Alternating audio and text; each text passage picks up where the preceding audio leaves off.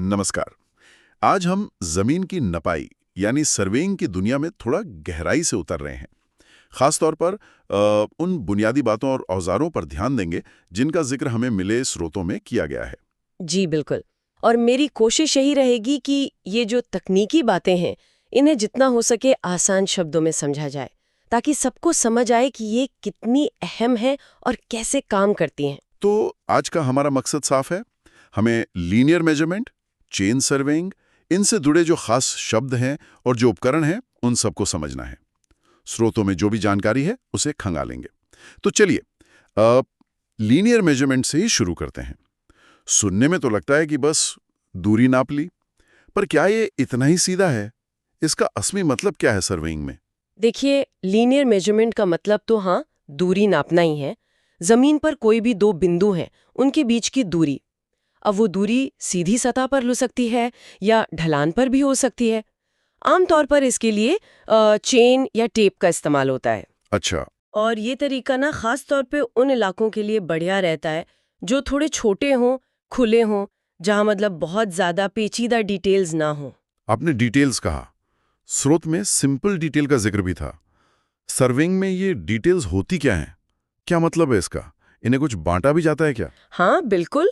Surveying में जब हम डिटेल्स कहते हैं तो मतलब उन सभी चीज़ों से है जो ज़मीन पर मौजूद हैं, जिन्हें नक्शे पर दिखाना ज़रूरी होता है। समझने के लिए मोटा मोटा 4 हिस्सों में बांट सकते हैं इनको। अच्छा, कैसे? एक तो होती है हार्ड डिटेल, मतलब जो पक्की बनावटें हैं, जैसे बिल्डिंग हो गई, कोई सड़क है, दीवारें हैं। ठीक है। दूसरी होती है सॉफ्ट डिटेल। ये ज्यादातर कुदरती चीजें होती हैं, जैसे पेड़, कोई नदी बह रही है, झाड़ियां हैं। हम्म। फिर तीसरी है ओवरहेड डिटेल, मतलब जो हमारे सर के ऊपर से जा रही हैं, बिजली की तारें, टेलीफोन की लाइनें। ओके। और चौथी अंडरग्राउंड डिटेल, जो जमीन के नीचे हैं, दिखती नहीं, जैसे पानी की पाइपलाइन, सीवर लाइन या कोई केबल जमीन के नीचे दबी हुई है। समझ गया। तो लीनियर मेजरमेंट वहाँ सबसे अच्छा काम करता है जहाँ ये सारी डिटेल्स बहुत ज़्यादा उलझी हुई न हो, मतलब सर्वे करने वाले को आसानी से दूरी नापने की जगह मिल जाए, ज़्यादा रुकावटें ना हो। ठीक है। तो लीनियर मेजरमेंट मतलब दूरी नापना, खासकर जब आसपास ज्यादा रुकावटें ना हो। अब जरा चेन सर्विंग पर आते हैं। ये लीनियर मेजरमेंट से कैसे अलग है या जुड़ा हुआ है? चेन सर्वेइंग आप कह सकती हैं कि वो लीनियर मेजरमेंट का ही एक पूरा सिस्टम है, एक तरीका है। इसमें मुख्य काम होता है सीधी रेखाओं की एक पूरी सीरीज की लंबाई नापना, मतलब जमीन पर खास बिंदु चुनकर उनके बीच सीधी लाइनें बनाना और फिर उन्हें चेन या टेप से नापना। अच्छा, तो ये लाइनें एक तरह का ढांचा बना देती हैं। बिल्कुल सही। यही लाइनें सर्वे का ढांचा या कहिए फ्रेमवर्क बनाती हैं। और फिर इन लाइनों के हिसाब से बाकी चीजें, मतलब डिटेल्स, वो कैसे पता करते हैं? हाँ, तो एक बार ये मेन सर्वे लाइनें नप गई ना, फिर इन्हीं लाइनों के रेफरेंस में, मतलब इनके हिसाब से जमीन पर जो बाकी डिटेल्स हैं, मान लीजिए कोई पेड़ है या किसी बिल्डिंग का कोना है, उनकी सही जगह पता की जाती है। और उसके लिए भी दूरी ही नापते होंगे? जी हाँ, उसके लिए भी लीनियर मेजरमेंट ही इस्तेमाल होता है। दूरी ही नापी जाती है, लेकिन उसके दो मुख्य तरीके बताए गए हैं। क्या तरीके हैं वो? पहला है टाई लाइन्स का इस्तेमाल। इसमें ऐसा करते हैं कि किसी डिटेल की पोजीशन पहले से तय की हुई दो दूसरी जगहों से दूरी नापकर तय करते हैं। ये जो दो दूरियां नापी, यही टाई लाइन्स कहलाती हैं। अच्छा, 2 पॉइंट से दूरी नापकर। और दूसरा? दूसरा तरीका है ऑफसेट लेना। इसमें क्या करते हैं कि डिटेल की दूरी सीधी मेन सर्वे लाइन से नापते हैं। ये दूरी ज्यादातर तो सर्वे लाइन पर 90 डिग्री का कोण बनाते हुए, मतलब परपेंडिकुलरली ली जाती है, पर कभी-कभी जरूरत के हिसाब से तिरछी यानी ऑब्लिक भी ले सकते हैं। ठीक है। टाई लाइन और ऑफसेट, ये तो हुआ डिटेल्स को लोकेट करना। लेकिन स्रोत में बड़े सर्वे एरिया के लिए कुछ खास शब्दों का जिक्र है, जैसे main station, tie station, base line. ये सब क्या है? इनका क्या महत्व है? हाँ, ये बहुत जरूरी है समझना। जब सर्वे का एरिया बड़ा हो जाता है ना, तो पूरे काम को ठीक से और सही सही करने के लिए एक पूरा ढांचा बनाना पड़ता है। उसी ढांचे से जुड़े ये कुछ खास शब्द हैं। जैसे मेन स्टेशन, ये सर्वे वाले एरिया के सबसे अहम पॉइंट होते हैं। अक्सर ये एरिया की बाउंड्री पर होते हैं या फिर अंदर की कोई मुख्य जगह पर। ये एक तरह से कंट्रोल पॉइंट का काम करते हैं। इन्हीं मेन स्टेशनों को जोड़कर मेन सर्वे लाइनें बनती हैं। ठीक है। फिर आते हैं टाई स्टेशन या सब्सिडियरी स्टेशन। ये मेन स्टेशनों को जोड़ने वाली जो मेन लाइनें होती है ना, उन्हीं पर बीच बीच में बनाए गए पॉइंट्स होते हैं। इनका काम होता है एरिया के अंदर की डिटेल्स को आसानी से लोकेट करना। अच्छा, ये अंदर की डिटेल्स के लिए हैं। जी। फिर है मेन सर्वे लाइन। ये वो सीधी ही रेखा है जो किन्हीं दो मेन स्टेशंस को जोड़ती है। ये सर्वे के मेन फ्रेमवर्क का हिस्सा है। और टाई लाइन वो रेखा है जो दो टाई स्टेशंस को जोड़ती है। ये भी अंदरूनी डिटेल्स को लोकेट करने में मदद करती हैं, खासकर अगर वो मेन सर्वे लाइन से थोड़ी दूर हो। ओके। और बेस लाइन, ये सबसे खास लगती है। हाँ, बेस लाइन बहुत महत्वपूर्ण है। ये आमतौर पर पूरे सर्वे एरिया की सबसे लंबी मेन सर्वे लाइन होती है और अक्सर ये कोशिश की जाती है कि ये एरिया के लगभग बीच से गुजरे। इसे पूरे सर्वे का आधार माना जाता है। इसको बहुत ध्यान से, बहुत सटीकता से नापा जाता है, क्योंकि बाकी सारी लाइनों की एक्यूरेसी कहीं ना कहीं इसी पर निर्भर करती है। अच्छा, यानी बेस लाइन की नपाई में गड़बड़ हुई तो पूरा सर्वे गड़बड़ हो सकता है? बिल्कुल, इसकी सटीकता सबसे ज्यादा मायने रखती है। फिर एक और लाइन होती है, चेक लाइन या प्रूफ लाइन। चेक लाइन मतलब जांचने के लिए? हाँ, नाम से ही साफ है। ये लाइन सर्वे के काम की एक्यूरेसी चेक करने के लिए डाली जाती है। फील्ड में इसकी लंबाई नापते हैं और फिर उसे प्लान पर जो कैलकुलेटेड लंबाई आती है उससे मिलाते हैं। अगर दोनों में ज्यादा फर्क है तो मतलब कहीं कोई गड़बड़ी हुई है। अच्छा, ये तो बहुत काम की चीज है। जी। और ऑफसेट तो हम पहले बात कर ही चुके हैं, किसी डिटेल की मेन सर्वे लाइन से सीधी या तिरछी दूरी। एक और शब्द है चेनेज। चेनेज, ये क्या होता है? ये शब्द ज्यादातर लंबे प्रोजेक्ट्स जैसे कोई सड़क बन रही है या नहर या रेलवे लाइन, उनके सर्वे में इस्तेमाल होता है। इसका सीधा मतलब है प्रोजेक्ट के स्टार्टिंग पॉइंट से मेन सर्वे लाइन के साथ साथ नापी गई कुल दूरी। जैसे कहते हैं चेनेज 5 किलोमीटर 200 मीटर पर एक पुलिया है। समझ गया। तो ये सारे स्टेशन और लाइनें मिलकर एक पूरा जाल, एक नेटवर्क बना लेते हैं। स्रोत में एक और बात थी, well condition triangle. Chain surveying में इसका क्या मतलब है और क्यों जरूरी है ये? हाँ, ये बहुत अहम कॉन्सेप्ट है चेन सर्वेइंग का। देखिए, चेन सर्वेइंग का जो मूल सिद्धांत है वो यही है कि पूरे एरिया को आपस में जुड़े हुए त्रिभुजों यानी ट्रायंगल्स के एक नेटवर्क में बांट दिया जाए। ठीक है, ट्रायंगल्स में बांटना जी। है। अब ये ट्रायंगल बनाते वक्त कोशिश ये रहती है कि वो वेल कंडीशनड हो। इसका सीधा सा मतलब ये है कि ट्रायंगल के जो कोने हैं, जो एंगल्स हैं, वो ना तो बहुत ज्यादा छोटे हों और न ही बहुत ज्यादा बड़े। ऐसा क्यों? मतलब कोण अगर छोटा या बड़ा हो जाए तो क्या फर्क पड़ता है? फर्क पड़ता है जब आप फील्ड की नाप से कागज पर नक्शा बनाते हैं, यानी प्लॉटिंग करते हैं। अगर ट्रायंगल का कोई कोना बहुत छोटा है, मान लीजिए 30 डिग्री से कम, या बहुत बड़ा है 120 डिग्री से ज्यादा, तो जब आप लाइनें खींचकर उस कोने को बनाएंगे ना, तो वो लाइनें लगभग एक दूसरे के पैरेलल जैसी मिलेंगी। उनका जो इंटरसेक्शन पॉइंट है वो साफ साफ पता नहीं चलेगा। अच्छा, मतलब बिंदु कहाँ मिल रहा है ये तय करना मुश्किल हो जाएगा। बिल्कुल। और अगर बिंदु ही सही जगह नहीं बना तो नक्शे में गलती आ जाएगी, सटीकता खत्म हो जाएगी। तो मतलब कोण ऐसे होने चाहिए कि जब लाइनें मिलें तो एकदम शार्प पॉइंट बने। सही पकड़ा। इसीलिए कहते हैं कि कोई भी एंगल 30 डिग्री से कम या 120 डिग्री से ज्यादा नहीं होना चाहिए। सबसे बढ़िया कौन सा ट्रायंगल माना जाता है पता है?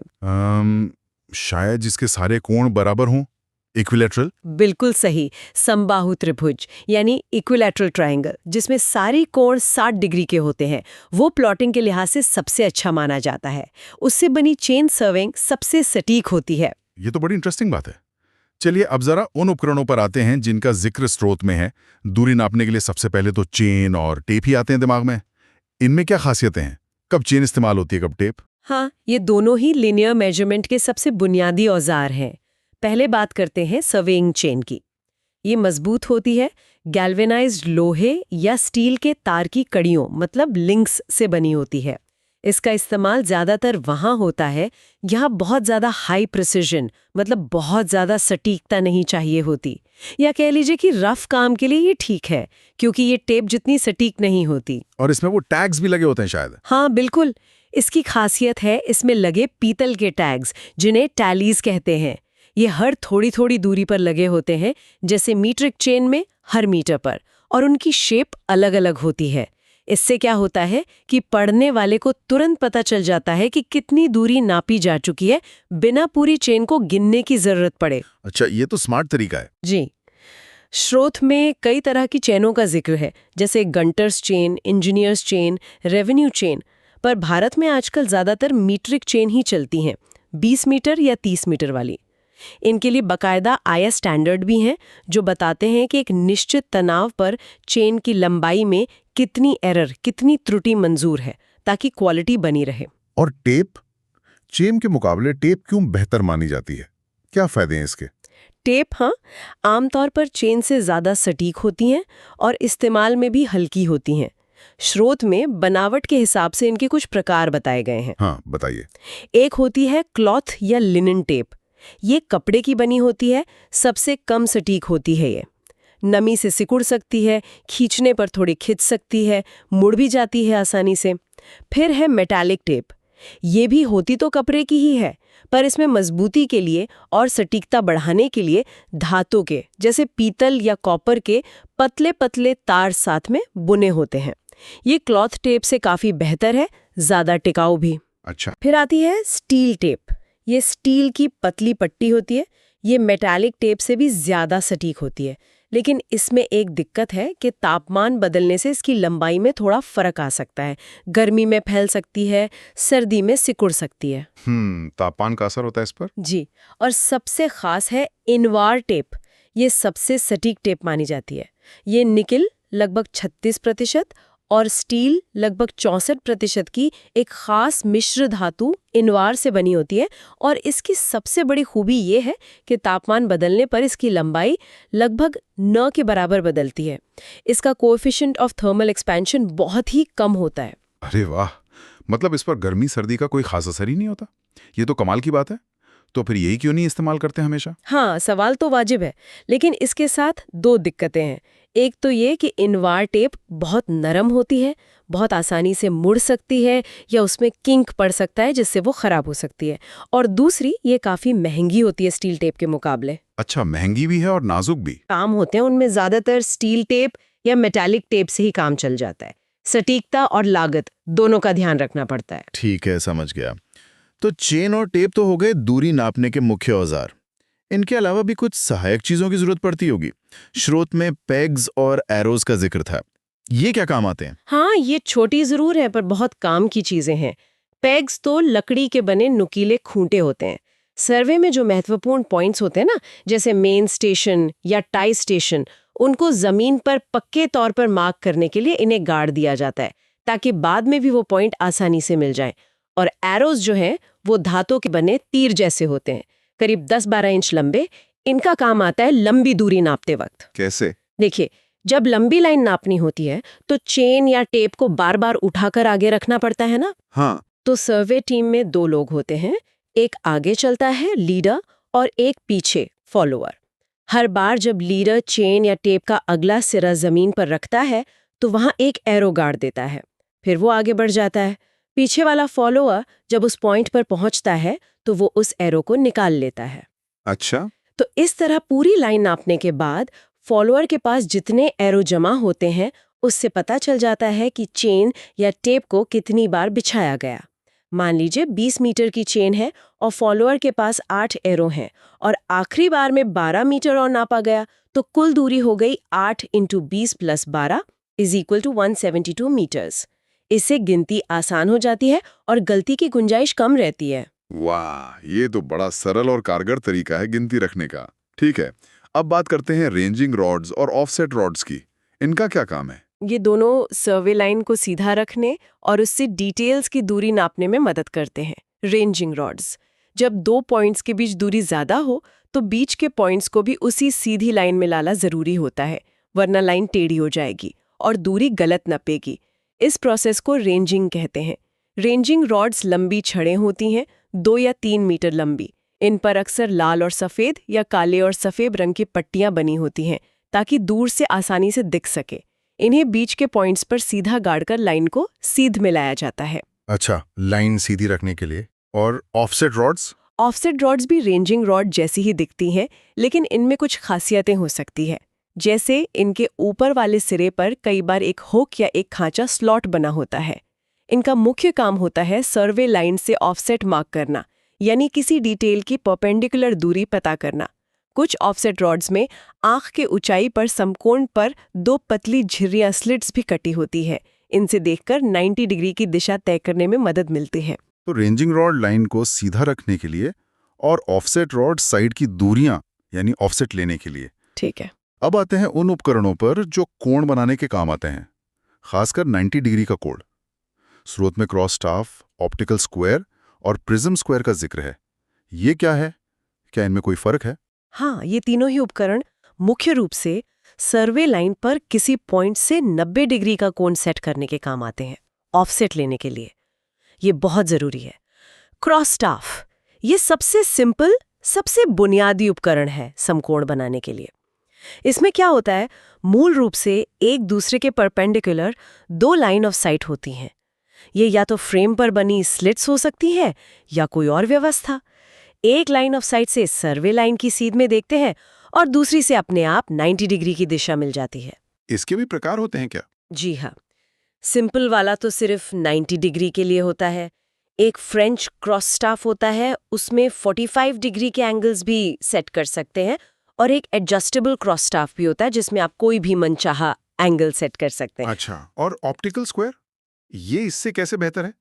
ऑप्टिकल स्क्वायर क्रॉस स्टाफ से ज्यादा सटीक माना जाता है और इस्तेमाल में भी ज्यादा सुविधाजनक है। ये लाइट के डबल रिफ्लेक्शन यानी दोहरे परावर्तन के सिद्धांत पर काम करता है। डबल रिफ्लेक्शन वो कैसे?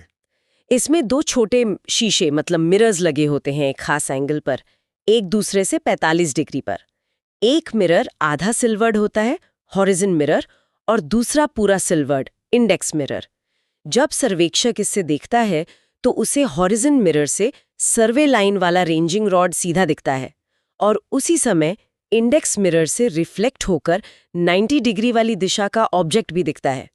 जब ये दोनों इमेज एक सीध में आ जाती हैं तो इसका मतलब है कि समकोण सेट हो गया है। अच्छा, मतलब एक ही नजर में दोनों चीजें दिख जाती हैं। ये तो काफी आसान लगता है। हाँ, ये क्रॉस स्टाफ से ज्यादा तेज और सटीक है।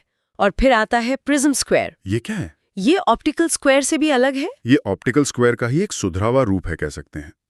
इसमें शीशों की जगह एक प्रिज्म का इस्तेमाल होता है। इस प्रिज्म की 2 रिफ्लेक्टिंग सतह फैक्ट्री में ही पक्के तौर पर 45 डिग्री के कोण पर बना दी जाती हैं। तो इसका क्या फायदा हुआ? फायदा यह है कि क्योंकि ये ठोस प्रिज्म है, इसलिए इसमें शीशों की तरह एडजस्टमेंट बिगड़ने का या कोण के हिल जाने का डर नहीं रहता। ये ज्यादा मजबूत होता है, ज्यादा भरोसेमंद है, और समय के साथ इसकी सटीकता बनी रहती है। काम ये ऑप्टिकल स्क्वायर की तरह ही करता है, डबल रिफ्लेक्शन के सिद्धांत पर ही। समझ गया। तो मतलब जैसे जैसे उपकरण बेहतर होते गए, समकोण सेट करने का काम और सटीक और आसान होता गया। क्रॉस स्टाफ से ऑप्टिकल स्क्वायर और फिर प्रिज्म स्क्वायर। बिल्कुल सही। सटीकता ही तो सर्वेइंग की जान है, और इन उपकरणों का विकास इसी जरूरत को पूरा करने के लिए हुआ है। तो ये थी सर्वेइंग के कुछ बुनियादी सिद्धांतों और उनमें इस्तेमाल होने वाले उपकरणों पर एक काफी विस्तृत चर्चा, जैसा कि हमें उपलब्ध स्रोतों से पता चला। हमने समझा कि लीनियर मेजरमेंट क्या है, चेन सर्वेइंग में main station, baseline, check line, chainage, इन सब का क्या मतलब है, और कैसे जरीब, tape, pegs, arrows, ranging rod से लेकर क्रॉस स्टाफ, ऑप्टिकल स्क्वायर और प्रिज्म स्क्वायर जैसे उपकरण इस पूरे काम को अंजाम देने में मदद करते हैं। हाँ, और ये जानना भी बड़ा दिलचस्प है कि आज हमारे पास भली कितनी भी एडवांस तकनीकें आ गई हों, लेज़र आ गए हैं, जीपीएस है, टोटल स्टेशंस हैं, लेकिन ये जो बुनियादी सिद्धांत हैं और ये जो सरल दिखने वाले उपकरण हैं, इनकी अहमियत आज भी कई जगहों पर बनी हुई है। खासकर छोटे प्रोजेक्ट्स में, या जहाँ बहुत ज़्यादा तामझाम नहीं चाहिए, किसी भी कंस्ट्रक्शन का काम हो, चाहे वो एक छोटी सी बिल्डिंग हो या कोई बड़ी सड़क परियोजना, उसकी नींव तो जमीन की इसी सटीक नपाई पर ही रखी जाती है। तो इन बुनियादी बातों की समझ आज भी उतनी ही जरूरी है। बिल्कुल। आज की बातचीत से एक बात तो साफ हो गई कि जो काम शायद दूर से देखने में सिर्फ जमीन नापना लगता है, उसके पीछे कितनी बारीकी है, कितनी सटीकता की जरूरत है, और कितने अलग अलग तरह के उपकरणों का कितना सोच समझकर इस्तेमाल होता है।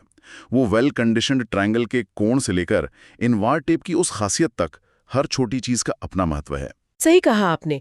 और ये सोचना भी अपने आप में काफी रोचक है कि ये तरीके और ये औजार वक्त के साथ कैसे कैसे बदले होंगे, कैसे विकसित हुए होंगे। हाथ से बनी हुई पुरानी जरीबों से लेकर आज की इन सटीक टेपों और प्रिज्म स्क्वायर तक का सफर। और आगे क्या, भविष्य में क्या हो सकता है? क्या इन बुनियादी तकनीकों में भी खास जरूरतों के लिए कोई और नए सुधार या कोई और नए इनोवेशन देखने को मिल सकते हैं? बिल्कुल, ये एक अच्छा सवाल है सोचने के लिए। इसी सवाल के साथ आज की इस जानकारी भरी चर्चा को यहीं समाप्त करते हैं। धन्यवाद।